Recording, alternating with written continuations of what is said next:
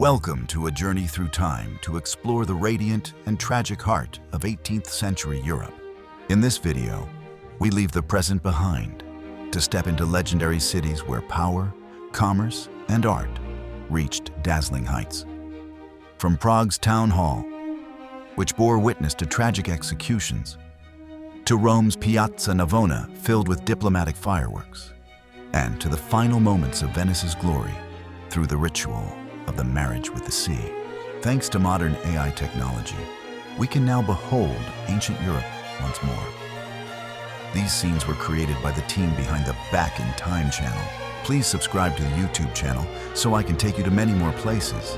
And now, let us step into the past together to see how these empires shaped the modern world. Let's begin. 18th century Europe, a time when ancient cities like Prague were not only political centers, but also living canvases of architecture and history. Imagine us standing in the bustling Old Town Square, where the Old Town Hall rises proudly as an enduring symbol. Founded in 1338 by decree of King John of Bohemia, the building began as a modest townhouse. But within just a few decades, it was elevated with the addition of a soaring Gothic tower, completed around 1364, reaching skyward like a challenge to time itself. And oh, do not miss the masterpiece on the southern facade. The Prague Astronomical Clock, or Pražský Orloj, first installed in 1410. One of the oldest mechanical clocks in the world, still ticking in rhythmic motion today.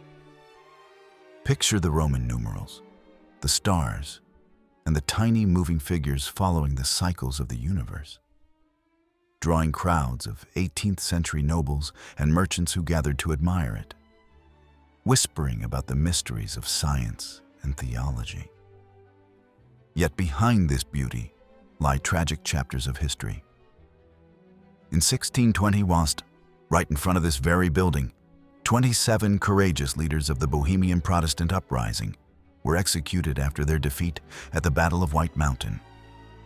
Today, 27 stone crosses carved into the square's pavement still whisper stories of courage and suffering, reminding us that history is not only stone and marble, but also scars that never fade. Next, join me as we glide aboard an imaginary gondola to the liveliest heart of 18th century Venice, the legendary Rialto Bridge spanning the Grand Canal. Look up there, rising majestically above the shimmering waters, the Ponte di Rialto. For centuries, the only stone bridge crossing the Grand Canal. Completed in 1591 after repeated collapses of earlier wooden bridges under the weight of goods and crowds. This bridge was built with a single massive arch, soaring up to 7.5 meters high, allowing large sailing vessels to pass easily beneath it. At the time, constructing such a monumental stone structure on Venice's marshy foundations was an engineering marvel that astonished all of Europe. It is for this reason that the Venetians proudly called it the pearl on the crown of the city. On the left side of the scene, you will notice a large, splendid white building standing prominently. This is the Fondaco dei Tedeschi, the House of the German Merchants. In the 18th century, it served as a hotel, warehouse, office, and private marketplace for merchants from Germany, Austria, and Hungary who came to trade in Venice. Thousands of barrels of wine, silk, spices, and Murano glass passed through their hands here. Today, the building still stands intact, though it has been transformed into a luxury department store. If you ever visit Venice in person, do not forget to go up to its rooftop terrace to admire the panoramic view of the Grand Canal. We now come ashore at the most splendid gateway of 18th century Venice, the Piazzetta di San Marco, the most beautiful outdoor living room in the world. Imagine that we have just stepped off a large vessel and are standing between two massive granite columns that have towered here since 1172. Look to the top of the left column. You will see a bronze-winged lion spreading its wings, holding the gospel in its mouth, the symbol of Saint Mark, the patron saint of Venice. The Venetians of old believed that as long as this lion continued to soar above the city, the Serenissima Republic would endure forever. On the other column stands Saint Theodore, the former patron saint, trampling a crocodile. Today, however, he plays only a secondary role, for the Lion of Saint Mark has completely captured the hearts of the people. Turn to the right, and you will be struck by the pink and white splendor of the Doge's Palace. This was not only the residence of the Doge, the head of state, but also the seat of government, the Supreme Court, and the infamous secret prison. Every decision that shaped the most powerful maritime empire of the Mediterranean was made behind those ornate walls. And the long, elegant building stretching across the scene, with its graceful columns and soft arches, that is the Biblioteca Marciana, a masterpiece by architect Jacopo Sansovino, completed around 1560. At the time, it was one of the most beautiful and wealthiest public libraries in Europe, housing thousands of precious Greek and Latin manuscripts that Venice had acquired from Constantinople after the city fell in 1453. This is the celebration of the birthday of the French crown prince, Louis Ferdinand, the eldest son of King Louis XV. Imagine us standing amid a vast, jubilant sea of people, heads tilted upward to behold enormous, temporary wooden scaffolds rising high into the air. Thousands of lanterns hanging and shimmering, and hundreds of workers bustling about in preparation for the magnificent fireworks display soon to come. The sounds of drums and trumpets mingle with the laughter of the Roman crowd and the refined French voices of nobles arriving from Paris. The organizer of this lavish celebration was none other than Cardinal Melchior de Polignac, the French ambassador to the Holy See. He transformed the entire Piazza Navona into the most splendid diplomatic stage in Europe in the year 1729, ensuring that Rome and the world would know that France remained the elder brother of the continent. At the center of the square, beneath flickering torchlight, you will behold one of the greatest masterpieces of the Baroque era, the Fountain of the Four Rivers, Fontana dei Quattro Fiumi. Completed in 1651 by the genius Gian Lorenzo Bernini himself.